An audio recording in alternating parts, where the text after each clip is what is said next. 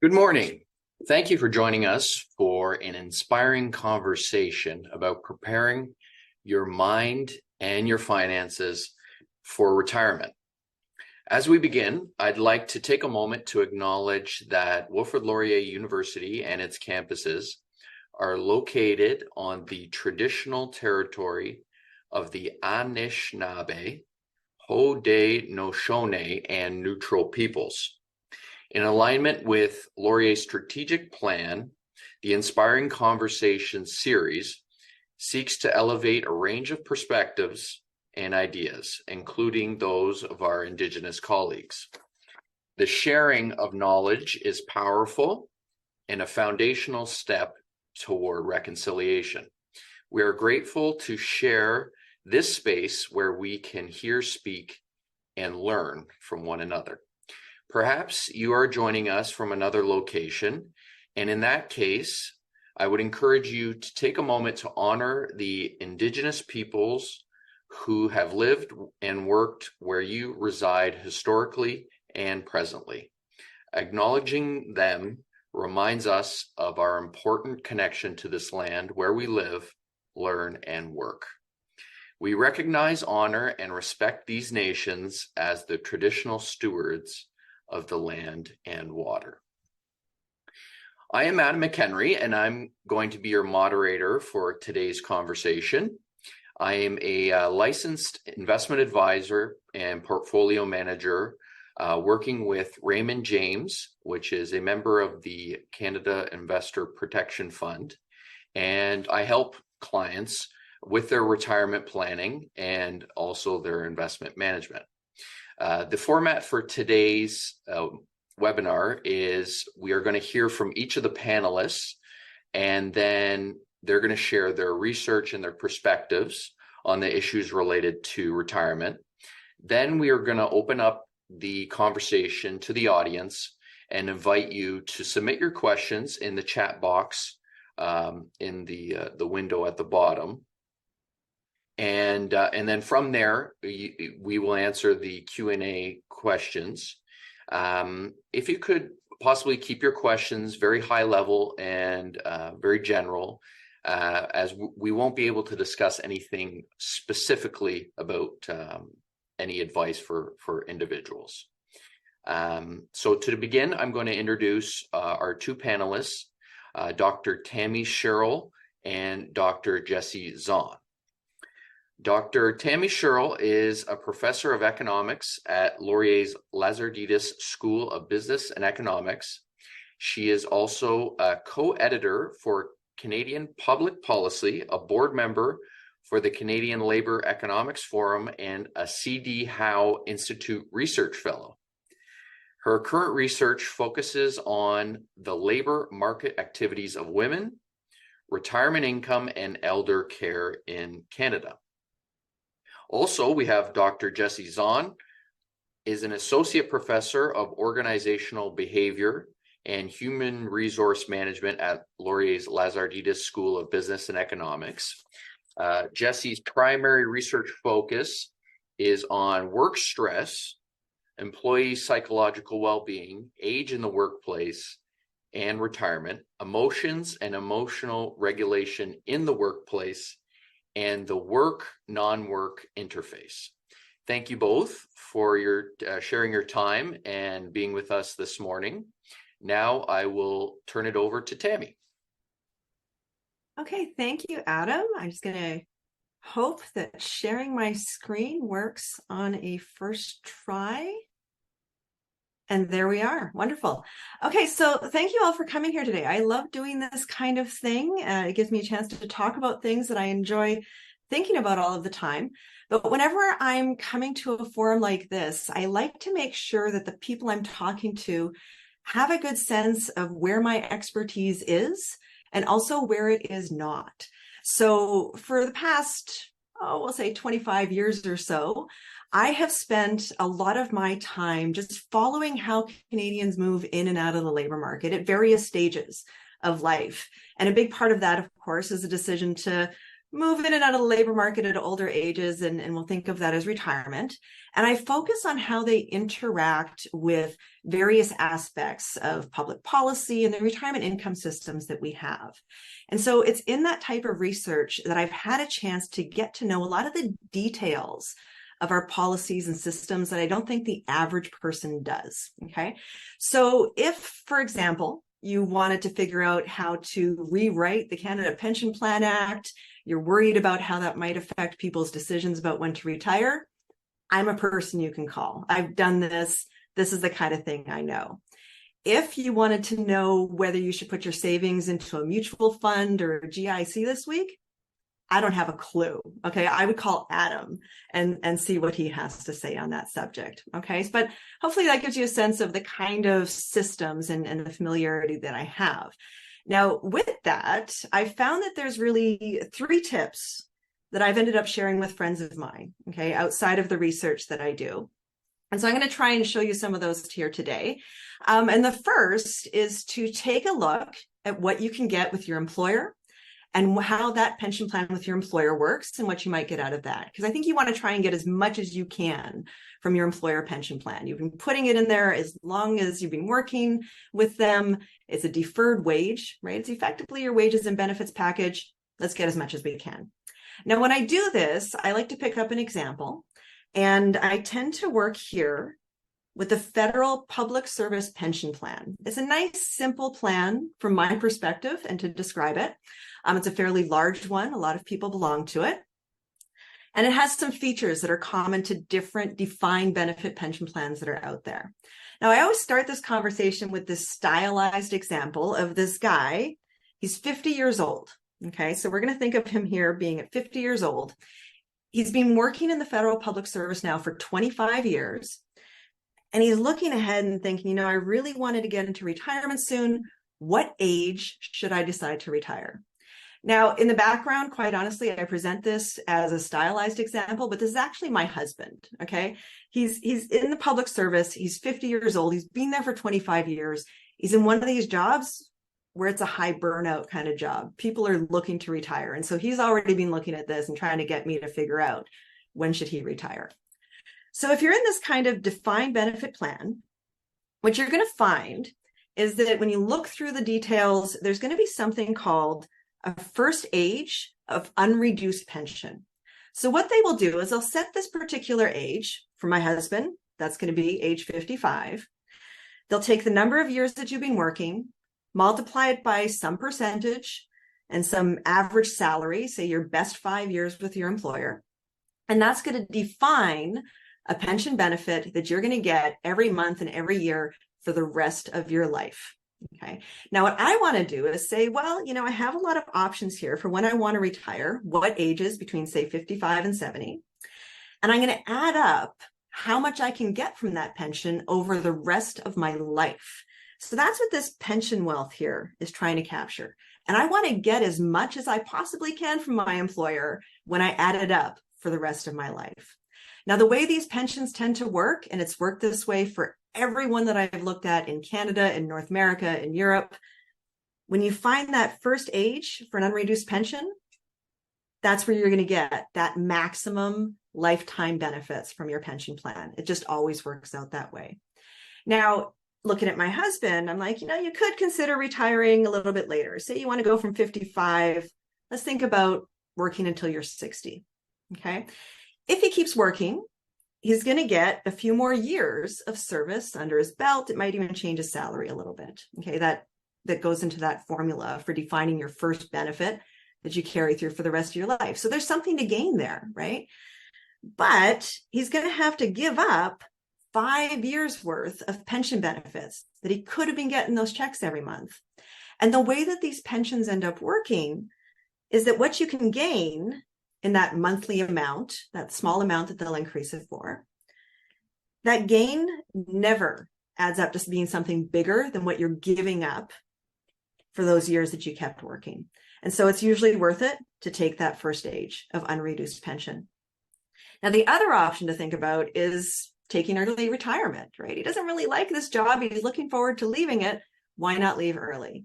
Well, the way these things work is they're going to say, okay, if you're 50, We're going to take those years of service. He's got 25 years in now. He'll work out the 2% per year and multiply that by some average salary, come up with a first benefit. But then they apply these early retirement penalties, and they're pretty steep. So it always works out in these plans. The employers have set them up so that if you take early retirement, you're giving up a lot of your pension, and it's usually worth it to wait until that first age of unreduced pension. So unfortunately for my husband, when he sat down with me to try and talk about, how early he might be able to move into retirement, we're making him wait until 55. And then he can leave this particular job and go do something else. Now, you want to do the same kind of thing with our public pension system. So we have a Canada pension plan, old age security. There's lots of different benefits out there. But you start with the Canada pension plan as usually the really big one that you want to pay attention to. And again, you're going to add up over your lifetime what you can get from this public pension, depending on when you retire.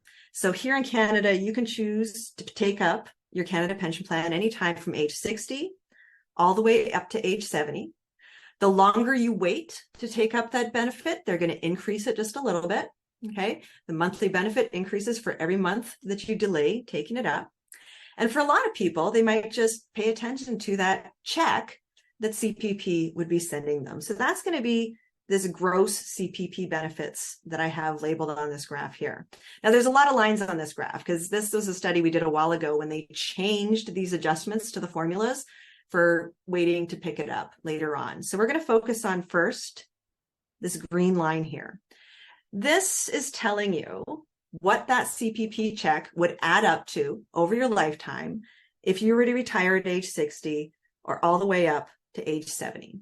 And what the reforms did, this is around 2012, was they made it worthwhile to stick around a little bit longer. You'll get more total lifetime benefits out of CPP if you wait to take up your benefits.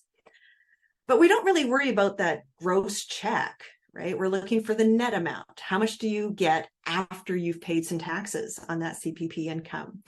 And here, we created this purple line that would tell you, if you're a person with a modest income coming from a pension or some sort of investment, something that's taxable, and you work out what you're going to pay in taxes, and then say, what would my CPP benefits after tax add up to over my lifetime? You can see that line's pretty flat. There's really not a big difference here between starting your CPP at 62 or starting it at 68 when you add it up over your lifetime. So there's really no big difference. It's pretty neutral. And I think that's actually a good thing when it comes to public policy and people's decisions here, right? You want policy to remain neutral. We're just going to help people with the income support side of it. But if you expect to find yourself in a situation where you're a low income senior, you don't have a pension, you don't have a lot coming from investments and other things like that, you're going to qualify for what's called a guaranteed income supplement.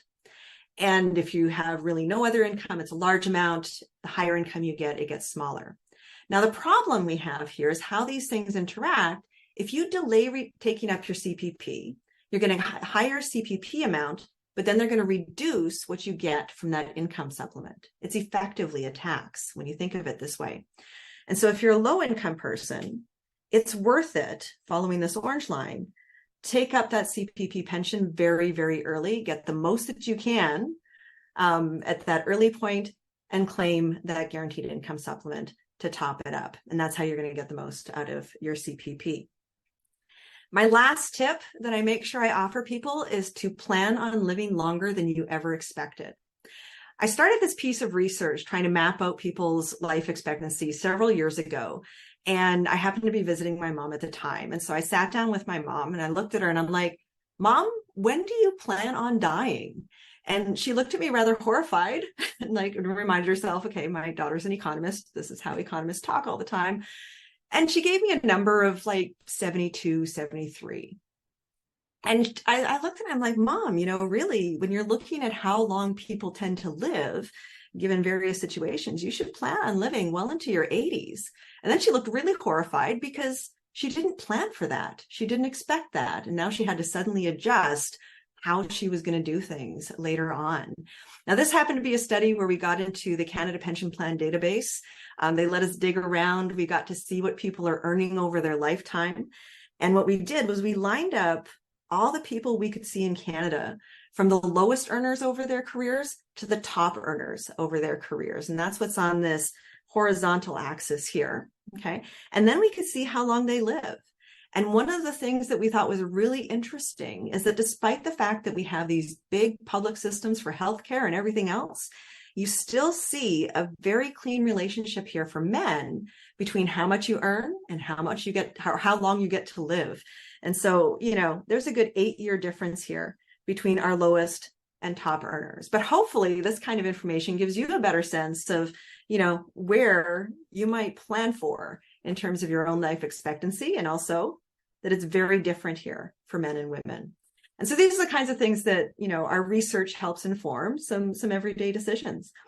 Now, there's lots of things here in the details, in the background to think about and learn. Most people don't learn until they're diving into retirement, and often it's too late to change what you're going to do by the time you get there. So when I talk to people, I often suggest that one thing you should do really early on, long before you're even considering retirement, is to start thinking about how these different policies interact with each other and just get a general sense of what they're going to offer you, because that's going to help you plan for that long-term goal of being as well off as possible in your retirement. And hopefully it will be quite lovely. But on that subject, I think it's better for me to turn the floor over to our other panelist, and I will be happy to answer any questions that I can later on. Thank you. Thank you very much, Tammy. Very informative information there for folks to think about. Now I'm going to pass it over for Jessie to take over with her presentation. Thank you, Adam. Let me share my screen.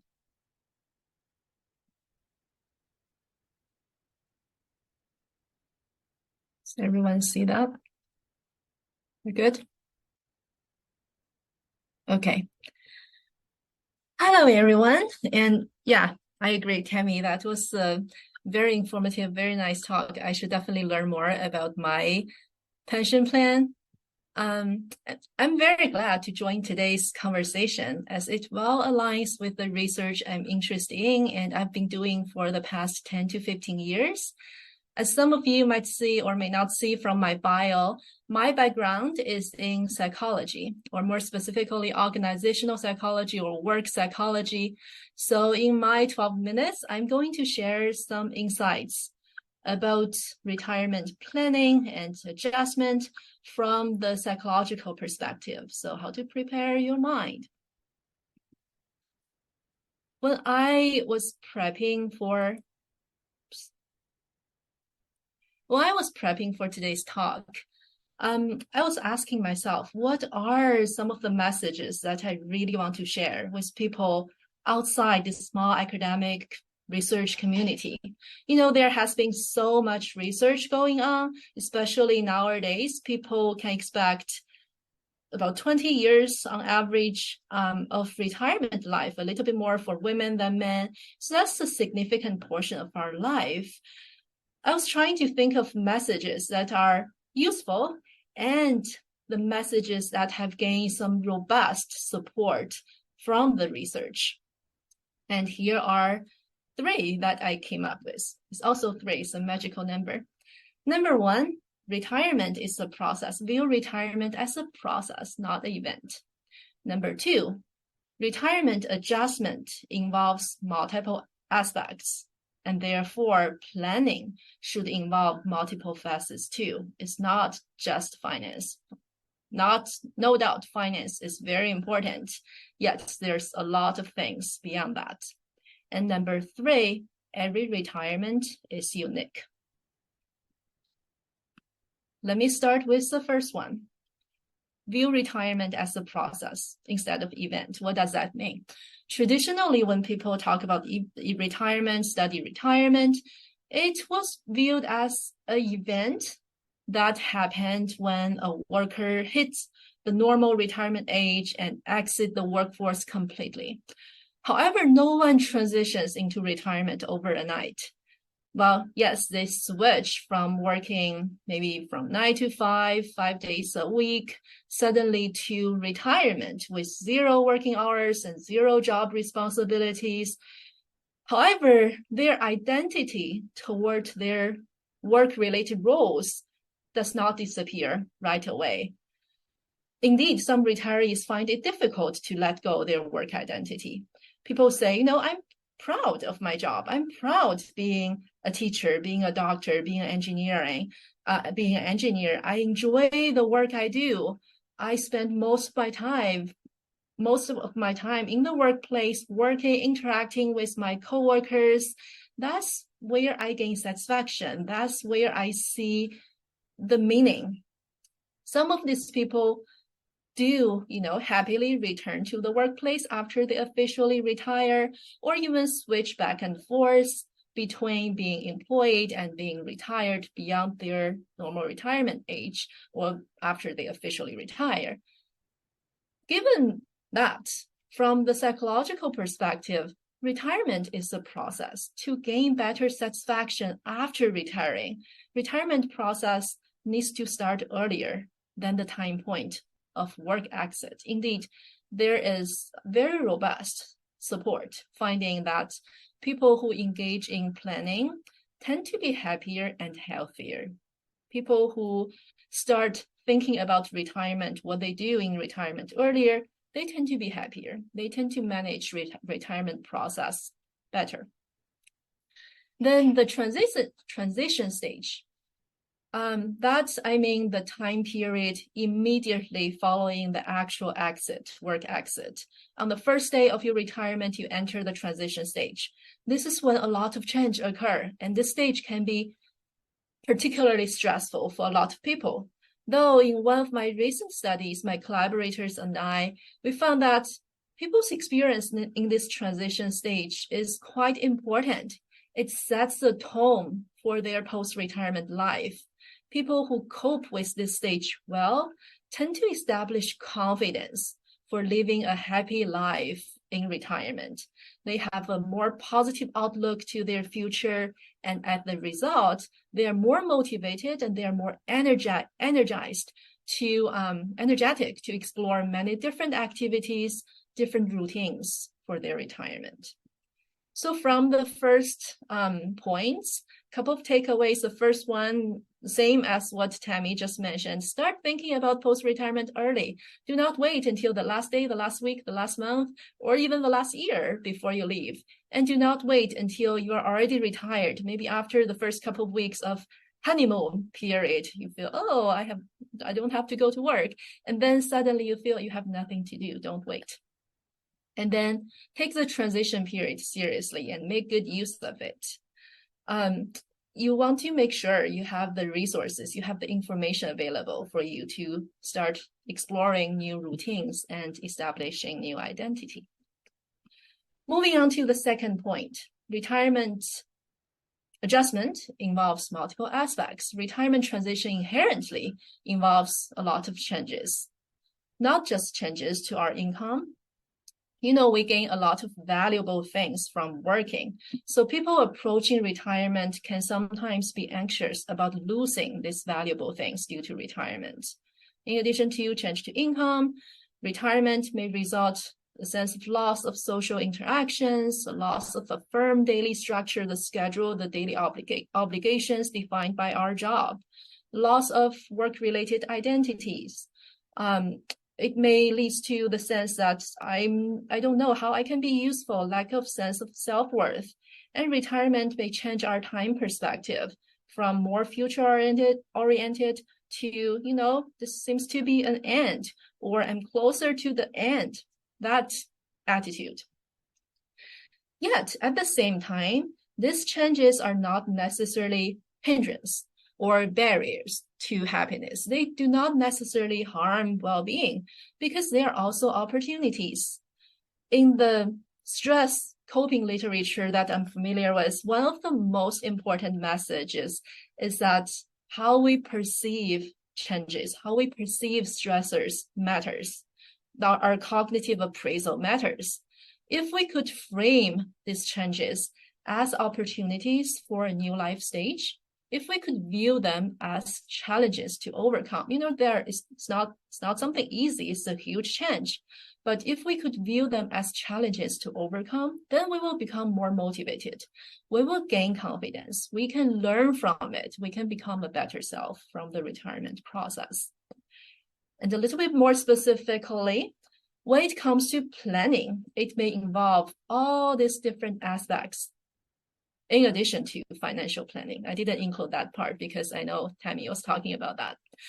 The funny thing is that yesterday I Googled retirement planning, and on the first page of results, pretty much all of them are about financial planning for retirement, in spite of decades of research in psychology, behavioral science literature saying that planning should always be multifaceted. And here on this slide, I grabbed some items from the survey, from the scale we use to measure how well people are planning for their retirement. So in terms of health, we ask them, do you arrange medical checkups? Do people collect information about health-related information? And then they should have some interpersonal or leisure planning, at least make inquiries or consider joining a club, team, social groups, or classes related to the current or future activities. Keep contacting their friends and families. For people who really view work as central to their life, they might start consider work-related activities for post-retirement life. They may start collecting information about post-retirement work opportunities. And at least in general, what we are doing now, participate in workshops, seminars, courses on retirement. That is helpful. And very basic things, discuss retirement with retired people, discuss retirement with people around you. The survey results tend to show that people who score higher on the scale of retirement planning, they endorse those items. They tend to enjoy retirement better. They tend to report better life satisfaction in retirement. So for the second point, here are the takeaways. Number one, as I mentioned, view it as a challenge. Number two, retirement usually is considered as discontinuity of our work life. Maintaining continuity is usually the key to satisfaction because people rely on consistency throughout life transitions. Therefore, retirement may or may not bring negative effects, depending on our ability to keep some level of consistency through this life transition. This doesn't mean that you have to keep doing the same thing, you have to follow the same daily routine. Rather, it is more about maintaining some level of internal continuity or consistency. Let me give you an example.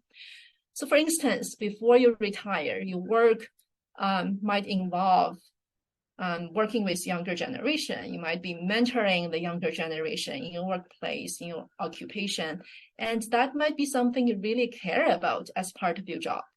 And this goal of developing the younger generation can indeed be maintained and continue into your post-retirement life.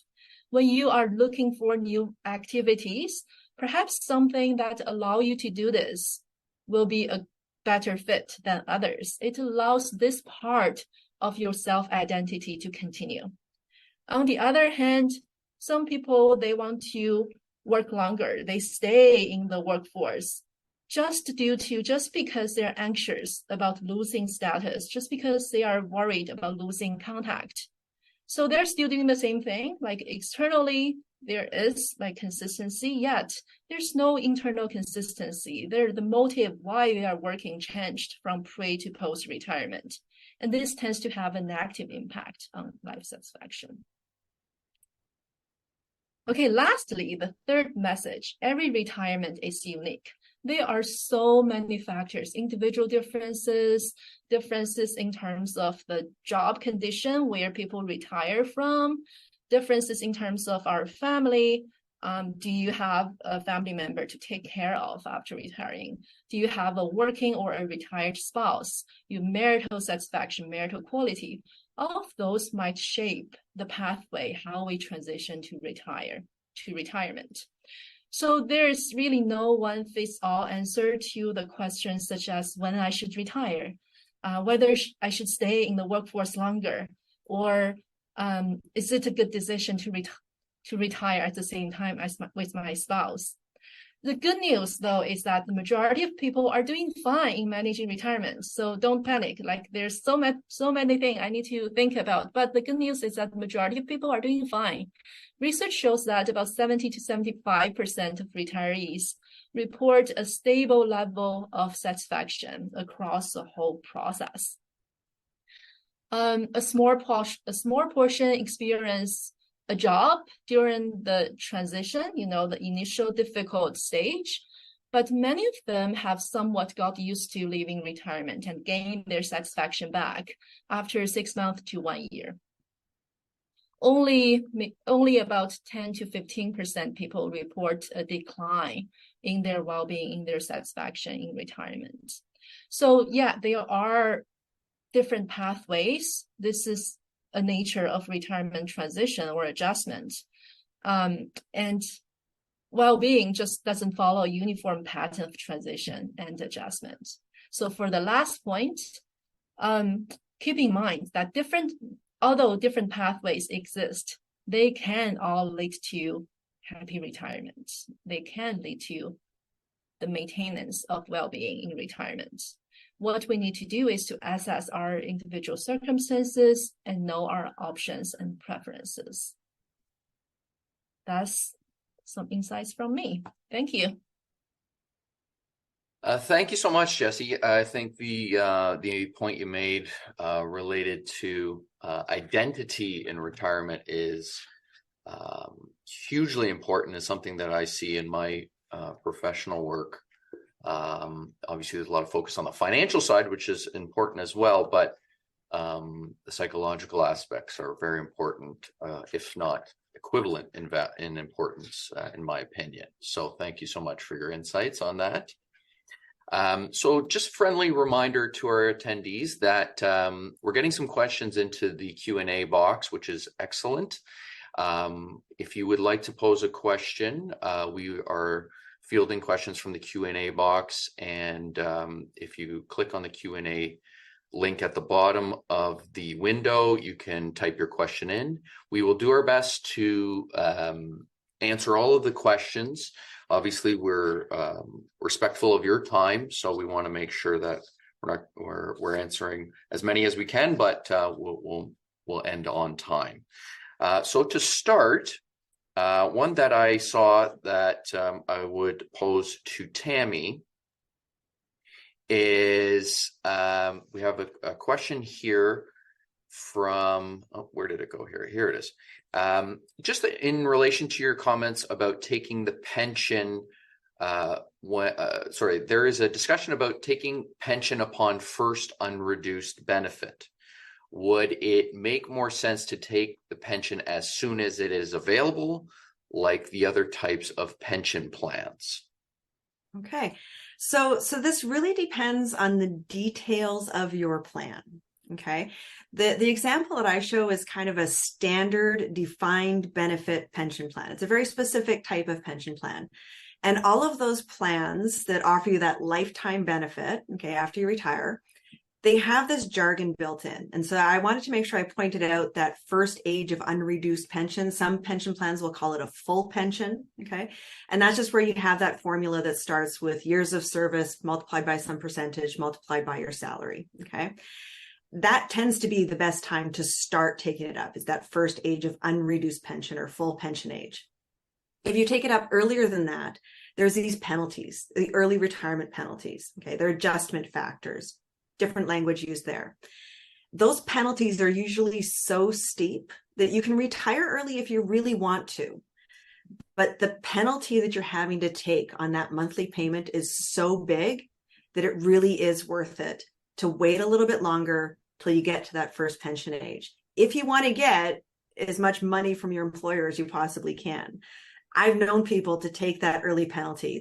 They'll give up some of that cash. Who cares? I need that money right now. I need to retire now, given my life circumstances. And they'll go ahead and do that. But if your goal is to get as much as you can from your employer, you're going to wait until that first full pension or unreduced pension age. Okay, excellent. Thank you very much, Tammy. Have one here for Jessie. Jessie, the retirees that were dissatisfied after their retirement, what were the particular reasons that may have been mentioned for their dissatisfaction? Yeah, so I see that as like two different parts as a figure I show at the end of my presentation. Some people, they experience some dissatisfaction during maybe the first few months or the first year. That is because change is stressful and there's a lot of uncertainty. Suddenly I do not have the schedule. I don't do the thing that I have been doing for the past many years. So that change can be uncomfortable, and that leads to a drop in satisfaction for a lot of people.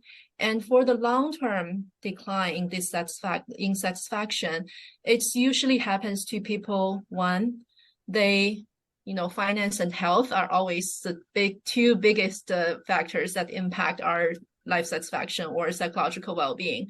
For people who do not have the money to support their exploration of activities in retirement, or they are suffered because of health conditions. And the third type would be those people who couldn't find, like they couldn't land on a new routine. They couldn't land on the activity that they really want to do. They couldn't commit themselves to a new identity. So I would say that's probably the major reasons. Okay, excellent.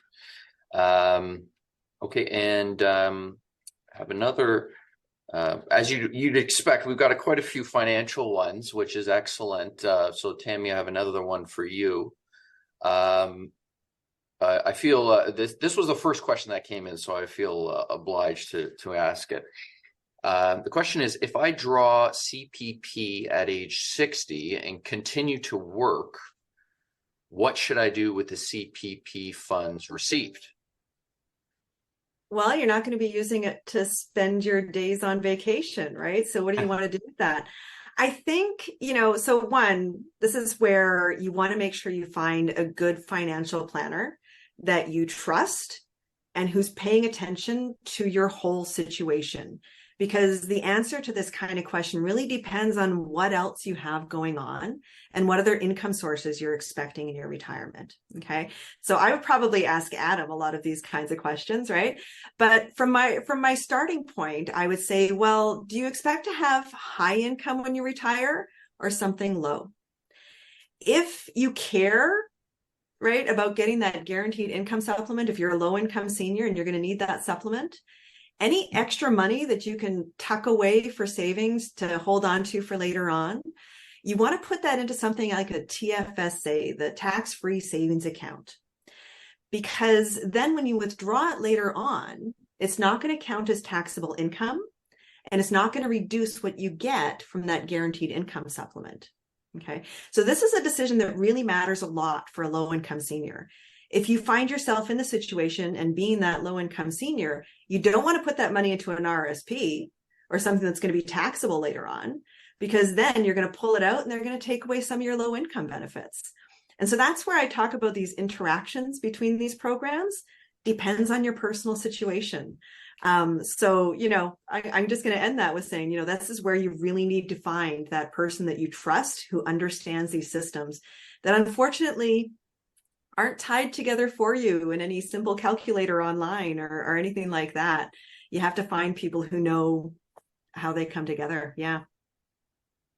Yeah, I think that I don't have the slides to back up, but I think the vast majority of people do take it CPP early because it's available. But yeah, understanding the interactions between your income sources is a very powerful thing and a very good exercise to go through. I would agree. Another question here for Jessie. Some retirees are retired longer than they worked. What is the data showing? Retirees having second careers or just maybe a part-time job? That's a good question. That's exactly what I studied for my thesis back in grad school. So yeah, there has been a lot of stuff. Like in my research, we focus on how working after retirement, after officially retired, impact people's health, both physical and mental health. And from my own research, we actually use a big sample size. It's the nationally representative sample from the states. And what we found is that people who take what we call a bridge employment job, that's bridging their career and complete retirement when they work in between, that has a beneficial impact on health outcomes. Even after we have already considered their baseline health, like we considered how healthy they are before they retire, and working actually has a beneficial impact on their mental health, on physical health, on like daily functional kind of health. And we specifically look at different types of working. One is, some people after retiring, they take on either full-time or part-time work in their career, the career that they had worked for so many years. And another type of bridge job is that they switch to a different area. I have been teaching in the university for 30 years, and I'm so enthusiastic about gardening. So I'm going to start some career over there. And between these two different types of working, both of them help with physical health. And the working in the same career, that has stronger beneficial impact in terms of mental health compared to retiring, compared to completely stop working. Right. So yeah, I guess that's what I found. But of course, there's a lot of conditions, depending on why. Like one big thing is why you go back to work. Is that because you have the financial pressure? There's some external reasons that push you go back to the workplace, or because there are some intrinsic reasons. I like doing it. That's what I find interesting. That's where I find meaning. I see that's the best pathway for me to transition to retirement. So depending on the motive of doing it, as well as the kind of job, like how physically demanding it is, they are all factors that may have the impact. Mm-hmm. Excellent. Okay. Again, we've got quite a few on the financial end. So Tammy, here's one for you. I'm going to meet with a financial planner with my spouse for the first time in October. What can I do to prepare? For example, finances to prepare and things to think about with my spouse. Okay. You have a really giant to-do list, I think is a good way to think about that. So, if you're planning on meeting with someone soon, there's a few things you want to bring to the table. The first, what you can do quite easy-ish, we'll say, is you can go to the federal government's website and you can actually get a statement of what your Canada Pension Plan contributions have looked like all this time. And they'll give you a first rough estimate of what you can expect to get from the Canada Pension Plan. Now, I've looked at these before. I did it for my own mom. They don't automatically account for years that you spent away with kids. We compensate people for that, right? They'll account for years that you had some unemployment. We'll help compensate for that a little bit, and that can boost those benefits. But it gives you a rough sense, and your financial planner will know how to look at these things a little bit to give you a sense of what you're going to get out of that public system, as well as the old age security, right? They're going to need to know whether you've been in Canada this whole time. If you haven't, if you've been in Canada for less than 40 years by the time you get to retirement, your old age security check is going to be a little bit smaller in response. It's just the way that we work these things out. It's prorated for how long you've been in Canada. So there's those kinds of, bits of information about your life that they're going to need. You can easily pick them up to figure out what you're going to get out of that part of the system. Then they're going to want to know more about what you have with your employer, right? Do you have one of these nice defined benefit plans? What does it look like? They'll help you figure out what that first age of unreduced pension benefits looks like, right? That's going to differ depending on how long you've been with your employer. They can help you work through those details.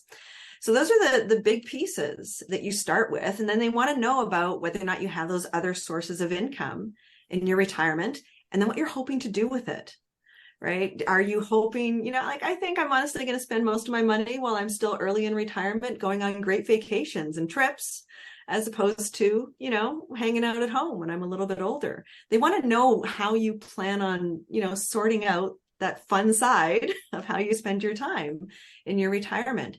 So you got to bring these various pieces, and I think those are some good ones to start with. Excellent. Yeah, I think just bringing in all your materials, your financial materials, statements.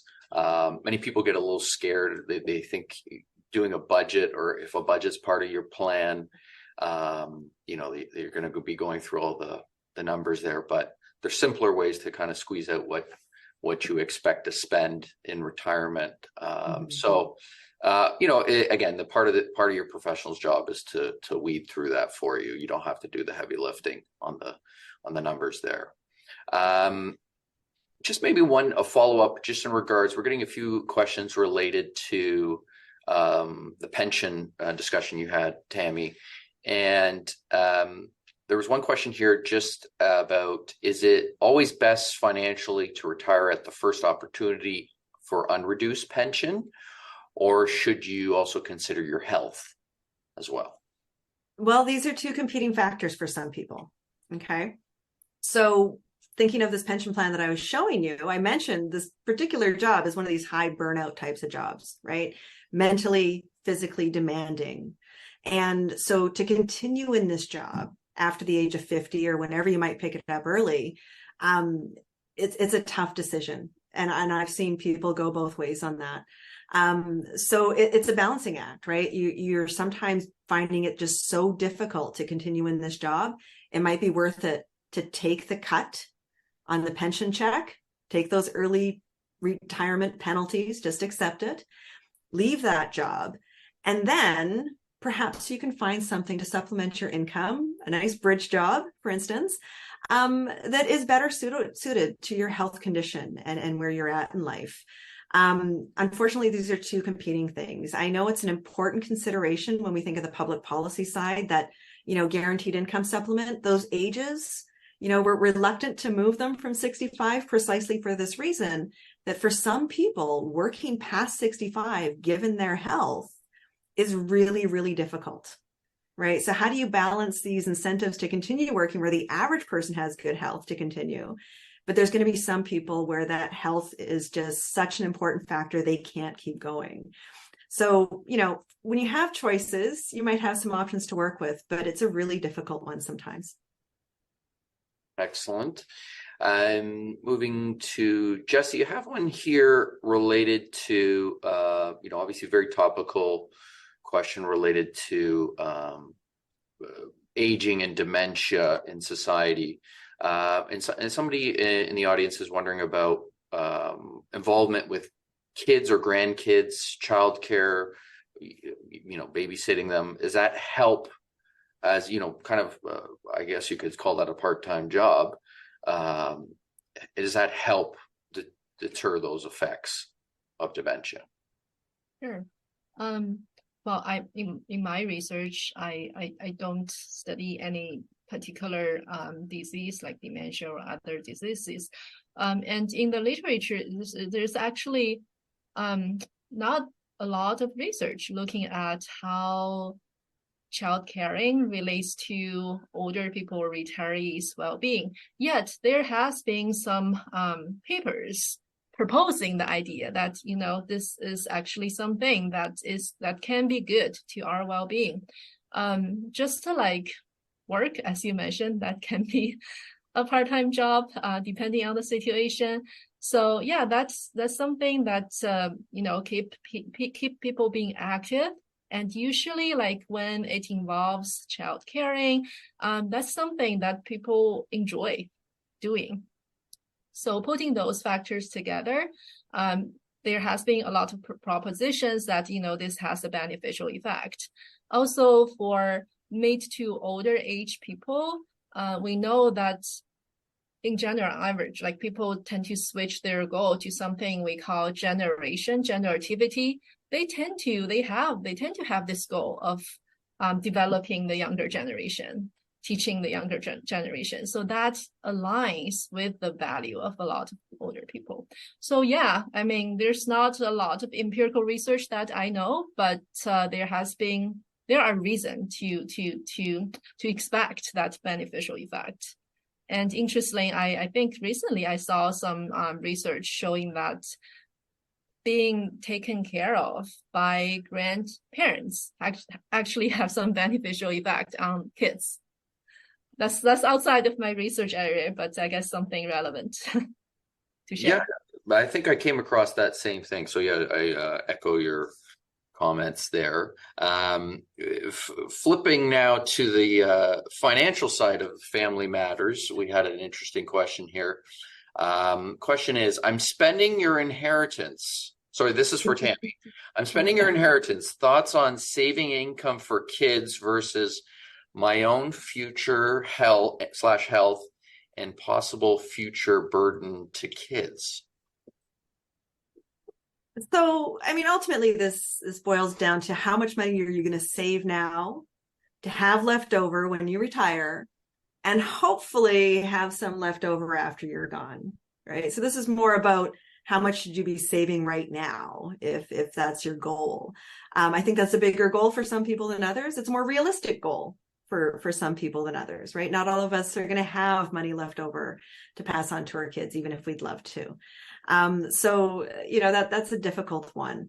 If you're trying to make those kinds of plans, I think you have to keep in mind that, you know, along the way, some of those sources will be taxable, some of them might not.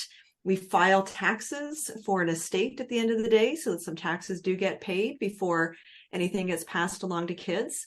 And so that's, again, where you'd want to be able to talk to a good financial advisor for how those pieces play through.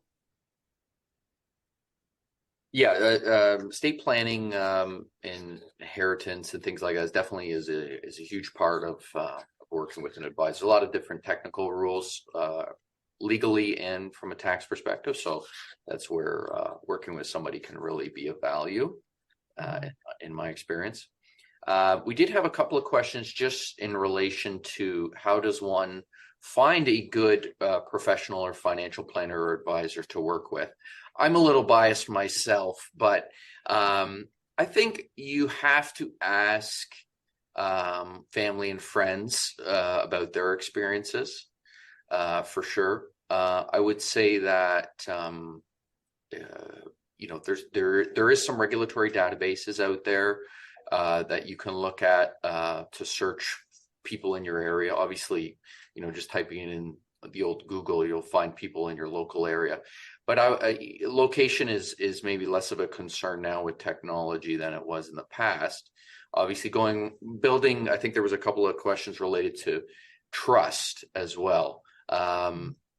And again, that's where asking family and friends about their experience, I think, is really powerful. And in our professional practice here, a lot of our clients come from existing client sources. So I think that's probably your first place to look. And then if that, broaden it out to the broad internet from there, to broaden your search. Mm-hmm.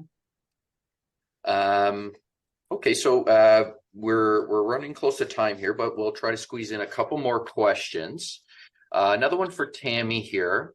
Tammy, do you think over the next few years the government will need to revise CPP or OAS programs due to demographic changes? The short answer is no. But there's costs to that. So the first big thing to keep in mind is that the Canada Pension Plan was reformed in the 1990s to make sure we didn't run out of money, right? If you're paying attention to the news in the US this past year, you would see headlines that are suggesting they're going to need to reduce pension benefits for existing retirees. It's going bankrupt. There's all sorts of problems. It's because they knew that the baby boomers were going to be coming along. It was going to be hard to finance that. And they didn't do anything about it. They kept kicking the can down the road, making it somebody else's problem in the future, because no politician wants to touch retirement systems politically. So the US right now is a mess. Okay. We are so different from that. The Canada Pension Plan, we raised how much people started contributing in the 1990s. And we reformed things so that your pension, your Canada Pension Plan, would give you a benefit that's much more closely tied to what you contribute, rather than relying on other people's contributions when you're retired. They took those extra contributions in the 90s going into 2000s until now. It goes into investments. And those investments, the return on those investments are now paying for the baby boomers' pensions, those folks who keep living longer and longer and longer. And it's been planned out really quite well. I've been quite impressed with the Canada Pension Plan Investment Board and the actuaries at the Office of the Chief Actuary who have sorted out these things and made it a sustainable plan. So I would not worry about the Canada Pension Plan. It's well funded. It doesn't need to change in any way, shape, or form. We did that in the 90s. Now, old age security and the guaranteed income supplement, we did not do. There have been many efforts over the years to try to change that. There were efforts many years ago, back in the 90s, looking at these future problems to say, you know what, maybe we shouldn't offer old age security as this big check that goes to like 99% of seniors, regardless of your income, right? That's very expensive when you start looking at the baby boomers. Maybe we could just, convert that money into something that focuses on low income seniors. And the plan was just outright rejected, right? It's very difficult to change those systems politically. I would have recommended doing that. They didn't want to do that. In trying to remember the year, it was a few years ago, it was around 2012, I believe. They wanted to increase the age for old age security a little bit, thinking of, the average person is capable of working a little bit longer than they used to, from 65 to 67. And that was a plan. It got reversed when governments changed. And the big concern there again was that guaranteed income supplement. You have these low income seniors whose health is such that they simply cannot keep working, and they'd be left in deep poverty until they would qualify at the older age. And so that was the big concern that didn't get reconciled there once again. And so every time, I've been watching this now for going on 3 decades, I suppose. Every time someone tries to address the expense of that bigger old age security program, politically, it's a disaster. Is it a big deal? No. I mean, it's one of the biggest expenditures that the federal government has, is that old age security program. The expansions of it, given the number of baby boomers that are out there, we're pretty close to hitting peak numbers here. I think we hit peak numbers around 2030. We have to set aside the money for it, but it's not going to make or break our system. We just, if we're willing to accept that we're going to be paying a little bit more, given more people, we can do it as long as the political will is there. So I wouldn't suggest that it's necessary. I think there's a lot of ways that we could better use the funds that we have to support seniors, but that doesn't necessarily require changing these ages that people would qualify at. I think one similar thing that happened in the United States, not in relation to the public pensions, but on the private side, in Canada, we have your RSP and then something that becomes a RIF at age 71. They actually lifted the age there in the United States to 73, and it's going to be extended even further. So curious if that might happen up here based on our neighbors to the south, and that decision was obviously made for demographic reasons, along with the question, as the question was alluding to. So we are at time here. Before we wrap up, I just want to mention some places for resources that people can go to. Obviously, there was quite a few questions, and we thank you for that. And we want to make sure we're directing you appropriately. There's a ton of free content out there that's available. I know, just myself specifically, we produce lots of different articles and checklists like that for people to look at. Any financial institution, obviously, in Canada would provide their own. One place where you can get some investor tools is the Canadian Securities Administrators, which is a group that is protecting investors and their money as part of their retirement planning. And they have some checklists and lists of things that you can make sure that you're checking off when you're going to look for a financial planner and the like. So with that, we will conclude. I want to thank our panelists, Jessie and Tammy, for the insights. It was a very informative session. I think by the number of questions we had, people felt the same. The one takeaway that I just had was about, it was really good balance here. We had obviously Tammy with the financial stuff, and then we had Jessie with the more the psychological identity theme. And I would say, based on my own personal experience and professional experience, that they are of equal importance to go into retirement with. Obviously knowing what you have financially, and then obviously knowing what your identity is going to look like on the other side of working. So I think we got a good sense of that. And planning ahead is obviously a key requirement there. Thank you again for all those that attended, listened, and posed questions. We will be sending a link to the recording in the next week. If you did enjoy today's event, please join us again on November the 10th for another inspiring conversation where the topic will be autism across the lifespan, from diagnosis to service. Thank you again, and have a lovely day.